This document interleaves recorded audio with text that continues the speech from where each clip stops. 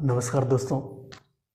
आज हम मध्यकालीन भारत की अध्ययन की श्रृंखला में एक नया वीडियो चौहान वंश को लेकर आए हैं, जिसमें हम चौहान वंश के बारे में पढ़ेंगे।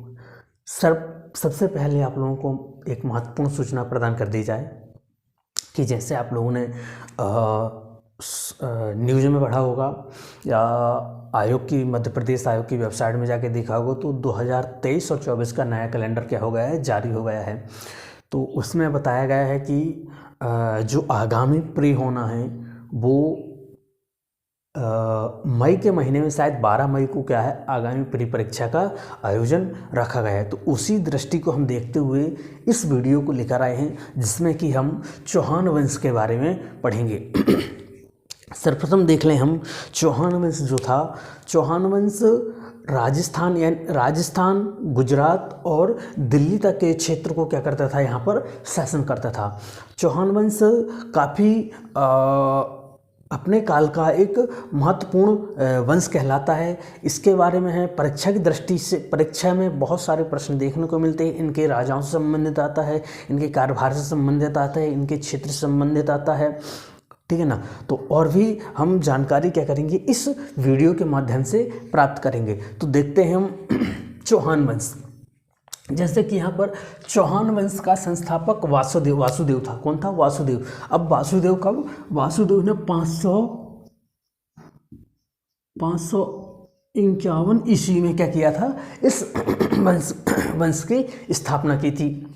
इस वंश के प्रारंभिक इतिहास की वंशावली की जानकारी विग्रहराज द्वितीय के हर्ष प्रस्तर तथा सोमेश्वर के समय बिजौलिया, ये बिजौलिया कहाँ है आपके? राजस्थान।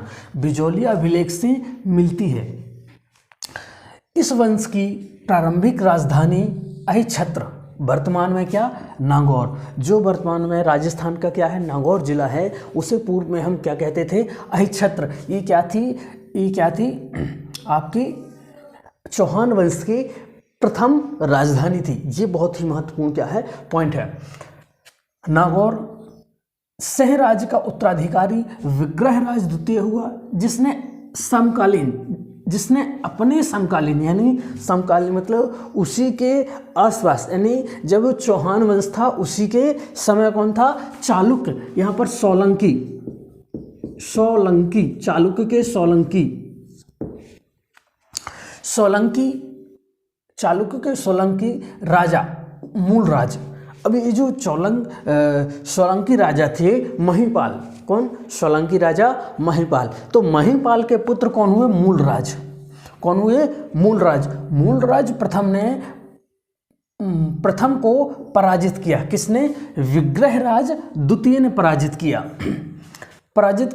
कच्छ, गुजरात। अब चूंकि विग्रहराज जो थे तो उसने महिपाल को पराजित करने के बाद क्या, गुजरात में कच्छ का नाम सुना हो, कच्छकरण नाम सुना होगा, आप लोगों ने ज्योग्राफी में पढ़ा होगा, नाम सुना होगा। तो वहाँ पर उसने आशापुरी देवी मंदिर का क्या किया? निर्माण करवाया। किसका? आशापुरी देवी मंदिर का निर्माण करवाया। फिर विग्रहराज तृतीय के समय परमारों के साथ चौहानों की मित्रता स्थापित हुई। अब आपने देखा होगा इतिहास में राजाओं की बहुत कुछ 2-4 पॉइंट ऐसे थे जो राजाओं के बहुत ही कॉमन थे, कि जैसे अपने विरोधी राजा की पुत्री के साथ विवाह कर लेना। अब विवाह कर लेने से उस विरोधी राजा को साम्राज्य मिल जाता था, उससे मित्रता भी हो जाती थी, और जो उस साम्राज्य के और भी लोग होते थे वो क्या हो जाते थे, उस राजा से मिल जाते थे और उससे अच्छे मधुर संबंध हो जाते थे। दूसरा क्या था? संधि कर लेना। किसी भी विरोधी राजा से संधि कर लेने से उसका क्षेत्र क्या हो जाता था, हमें मिल जाता, तो हमारा साम्राज्य क्या हो जाता था और विस्तार पूर्वक विस्तृत हो जाता था। तो मित्रता क्या, चौहानों की मित्रता स्थापित तथा परमार वंश, ये कौन है? परमार वंश वही है। परमार वंश यानी 800 ईस्वी से 1327 ईस्वी तक जो शासन किया उसने, परमार वंश। कहाँ? आपके धार, उज्जैन और क्या बोलते हैं उज्जैनी मालवा, फिर यहाँ पर क्या बोलते हैं आबू पर्वत, यहाँ तक क्या था, इस परमार वंश का शासन था। यानी कहना चाहिए भारत के पश्चिमी क्षेत्र में परमार वंश क्या करता था, शासन करता था। और इस परमार वंश का संस्थापक कौन था, उपेंद्र राज था। कौन था, उपेंद्र राज था। कौन, परमार वंश का संस्थापक उपेंद्र राज था। कहा जाता है परमार वंश की प्रथम राजधानी उज्जैनी थी। फिर उसके और भी राजा आए तो उसने क्या किया, उज्जैनी के बाद धारा नगरी कर ली, जिसे वर्तमान में हम क्या धार के नाम से जानते हैं, उस समय क्या धारा नगरी के नाम से जाना जाता था। परमार वंश की कन्या राजदेवी का विवाह उसके साथ हुआ। राजदेवी का विवाह उसके साथ किस, विग्रहराज तृतीय के साथ हुआ। पृथ्वीराज प्रथम के बाद, ये बहुत ही महत्वपूर्ण है, पृथ्वीराज प्रथम के बाद उसका पुत्र अजय राज शासक बना, जो एक महान निर्माता था। कौन था, जो महान एक निर्माता था। उसने अजमेर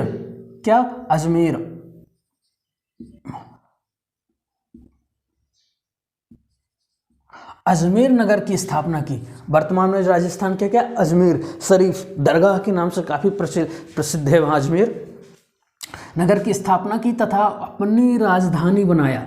तो ये दूसरी राजधानी हमें क्या मिलती है, चौहान वंश की क्या होती है, दूसरी राजधानी प्राप्त होती है। किसके समय की, पृथ्वीराज प्रथम, यानी अजय राज ने क्या, अजमेर को बसाया, फिर उसने उससे अपनी राजधानी बनाया। अजय राज का पुत्र अरुणराज हुआ।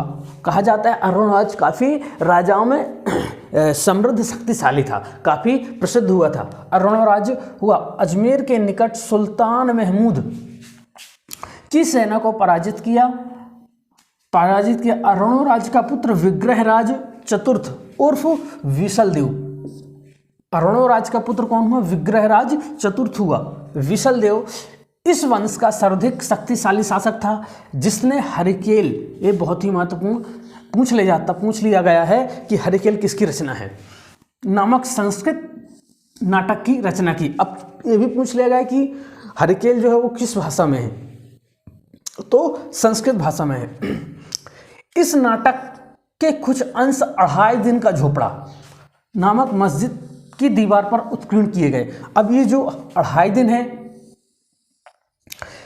कहा जाता है कि जो, अब इसमें भी कुछ पॉइंट है कि जो कौन विग्रहराज चतुर्थ था, विग्रहराज चतुर्थ वहाँ पर क्या एक विद्यालय बनवाया था। क्या बनवाया था, विद्यालय बनवाया था। तो जब 2.5 दिन का झोपड़ा नामक मस्जिद की दीवार पर उत्कीर्ण किए तो वहाँ पर कुछ अंश उत्कीर्ण किए गए, लेकिन 2.5 दिन का झोपड़ा उस समय नहीं, कब बना, जब चौहानों का दमन करने के बाद कौन, ऐबक बना। तो ऐबक ने उस विद्यालय को तुड़वा कर क्या बनवा दिया, 2.5 दिन का झोपड़ा। यानी इसे 2.5 दिन में क्या किया गया था, बनाया गया था। जितना 2.5 दिन में बना उतना ही उसे छोड़ देगा, इसलिए कहा जाता है 2.5 दिन का झोपड़ा। सोमदेव बहुत ही महत्वपूर्ण है, कवि हैं। कवियों से भी प्रश्न हो जाते हैं कि कौन सा कवि किस राजा के दरबार में क्या करता था, सेवाएं देता था, किस राजा के दरबार में आश्रय प्राप्त करता था। तो सोमदेव विग्रहराज चतुर्थ के दरबार में रहते थे, जिसने ललित विग्रह नामक एक ग्रंथ की रचना की। अंडरलाइन, ललित विग्रह नामक एक ग्रंथ की रचना की। 1178 ईस्वी में सोमेश्वर का पुत्र इतिहास प्रसिद्ध पृथ्वीराज तृतीय हुआ। सबसे प्रसिद्ध नाम क्या, पृथ्वीराज तृतीय। जो पूरे इतिहास में यदि चौहान वंश से प्रश्न बनता है तो पृथ्वीराज तृतीय से प्रश्न बनता ही बनता है, उसके कारभार से, उसके क्रियाकलाप से। इसने बुंदेलखंड के चंदेल नामक परमर्दी देव को 1182 में पराजित किया। अब बुंदेलखंड, जब हम चंदेल वंश को पढ़ेंगे, जेजा भुक्ति वाला, इस वंश के शासक ने क्या पूरा आपका खजुराहो के मंदिरों का निर्माण करवाया, ठीक है ना। तो उसके बाद जब हम चंदेल वंश पढ़ेंगे बुंदेलखंड का, जेजा भुक्ति का, तो पढ़ेंगे उस समय। तो 1182 में पराजित किया। चंद्रवरदाई पृथ्वीराज तृतीय का राजकवि था। चंद्रवरदाई पृथ्वीराज तृतीय का राजकवि था, जिसकी रचना पृथ्वीराज रासो है। चंद्रवरदाई पृथ्वीराज तृतीय का राजकवि था, जिसकी रचना क्या है, चंद्रवरदाई है। ये भी पूछ लेगा कि चंद्रवरदाई पृथ्वीराज रासो किसकी रचना है, तो चंद्रवरदाई की। अब रणथंभौर के जैन मंदिर का शिखर पृथ्वीराज तृतीय ने बनवाया था। याद रखना, शिखर यहाँ क्या है, ना कि पूरा मंदिर बल्कि एक शिखर, ऊपर की जो चोटी होती है वो पूरा भाग, शिखर क्या किया था इसने, बनवाया था। 1191 में पृथ्वीराज ने मोहम्मद गौरी को तराइन के मैदान में पराजित किया। ये बहुत ही महत्वपूर्ण पॉइंट है। क्या 1191 में पृथ्वीराज ने मोहम्मद गौरी को तराइन के मैदान में पराजित किया। कहा, देखिए इसमें पूछ लेता है, सन पूछ लेता है, राजा पूछ लेता है और स्थान पूछ लेता है। अब इसमें भी विजय और पराजय भी पूछ लेता है कि 1191 के तराइन के युद्ध में किसे विजय मिली थी, कौन पराजित हुआ था, किस राजा ने किसे पराजित किया था। तो ये बहुत ही महत्वपूर्ण है, पॉइंटों को क्या करना, याद रखना। तो 1192 ईस्वी में तराइन के द्वितीय युद्ध में मोहम्मद गौरी ने पृथ्वीराज को पराजित किया, वह बंदी बना लिया।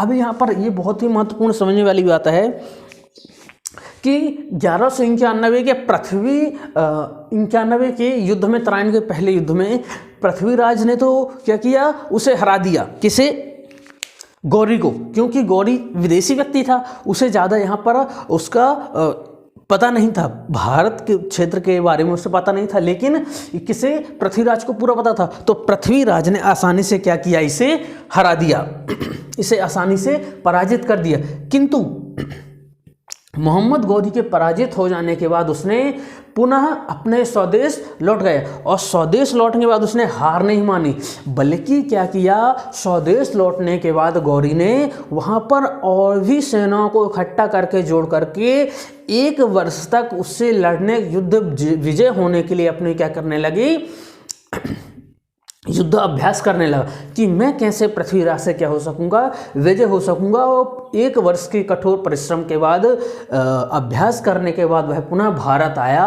और वहीं 1192 में तराइन के द्वितीय युद्ध में पृथ्वीराज को क्या किया, उसने पराजित कर दिया। यानी उसने क्या किया, वापस आया और उसे पराजित कर दिया। यानी कि हम कह सकते हैं कि जब वो हार के गया तो ये नहीं सोचना चाहिए कि वो हमेशा के लिए वापस चला गया, बल्कि उसने क्या किया कि हार कर गया तो जीतने के लिए ही गया था। यानी वापस क्या आया, वो जीतने के लिए आया। पृथ्वीराज की मृत्यु के बाद गौरी ने उसके पुत्र गोविंद को अपनी अधीनता में अजमेर का शासक क्या किया, बनाया। किसके पुत्र, पृथ्वीराज का जो पुत्र था उसे गोविंद नाम था, तो उसने क्या किया, उसके पुत्र को अपनी अधीनता में अजमेर का शासक बनाया। और 1192 ईस्वी में कुतुबुद्दीन ऐबक ने चौहान वंश का दमन करते हुए दिल्ली पर अधिकार कर लिया। किसने, 1192, चूंकि 1192 पृथ्वीराज क्या होगा, पराजित कर दिया, उसने अब दिल्ली पर क्या कर दिया, पूर्णतः अपने कब्जा कर लिया। अब ये भी कहा जाता है कि जो गौरी था उसका कोई संतान नहीं थी, उसका कोई उत्तराधिकार नहीं था, कोई पुत्र नहीं था, तो उसने अपने भरोसेमंद जो उसके क्या थे, सेनापति थे 3, एल्दोज, कोवाचा और कौन था, ऐबक। एल्दोज, कोवाचा और ऐबक, ये 3 क्या थे, उसके मुख्य सेनापति थे। तो उसने क्या किया, जो दिल्ली का कारभार था, यानी ऐबक के सेनापति कौन थे, 3, एल्दोज, कुबाचा व ऐबक। तो गौरी ने क्या किया, गौरी ने ऐबक को